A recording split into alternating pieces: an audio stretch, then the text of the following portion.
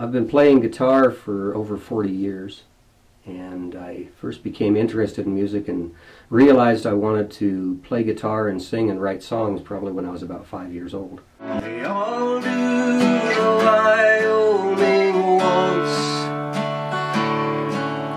a lifestyle in three-quarter time.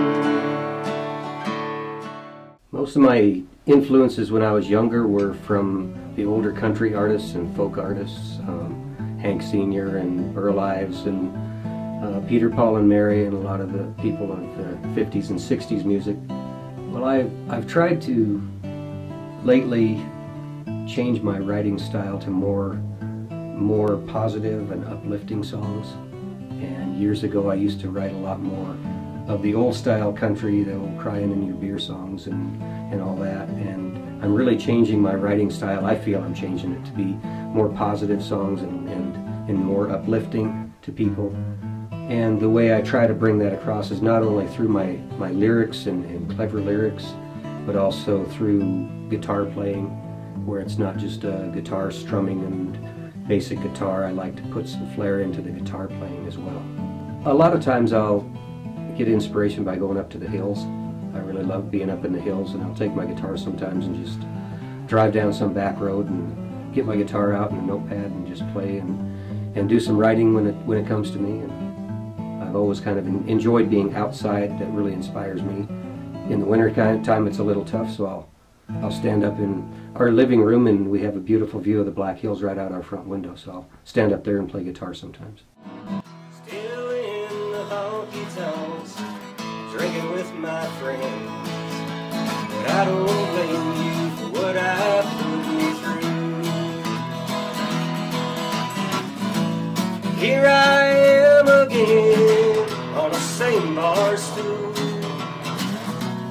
looking in the mirror, the same old fool. Same Old Fool is a song that my brother and I wrote together, and we were just getting ready to rehearse in his basement, and we were just talking about life and things that had happened in our lives, and all of a sudden the whole theme behind the song started coming to us, and I got the guitar out and my brother got the notepad out, and believe it or not, about 20 minutes later we had the whole song down.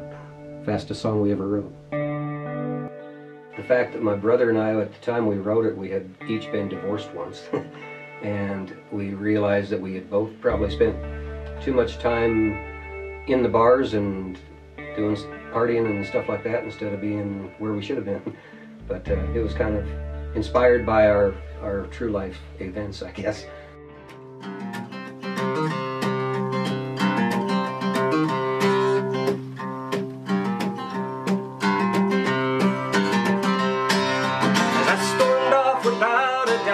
Said I know how you feel.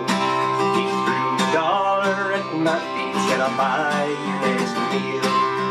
I don't take no charity, so I walked out the door. I knew someday I'd be back to settle up the score.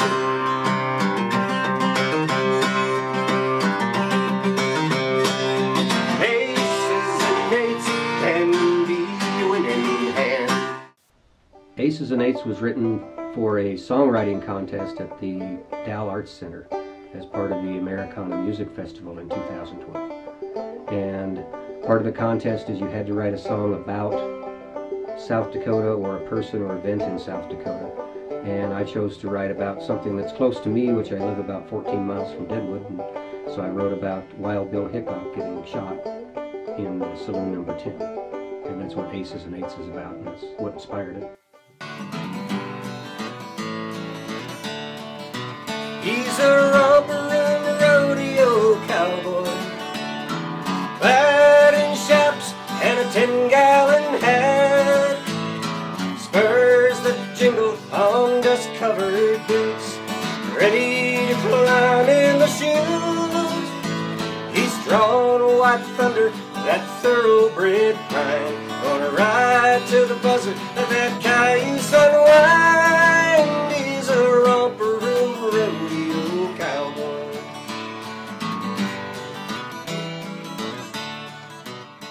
I think what really grabs my attention is a well-crafted song. the lyrics that really pull you into the song.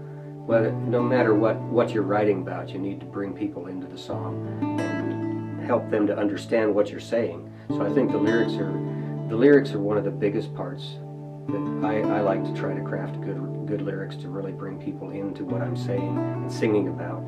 And then I've always liked a good melody. One of the things that's always clicked with me is a melody, probably before the lyrics of any song. So I like to craft a song with clever lyrics that bring people in, but also a melody that's distinct and unique to that song.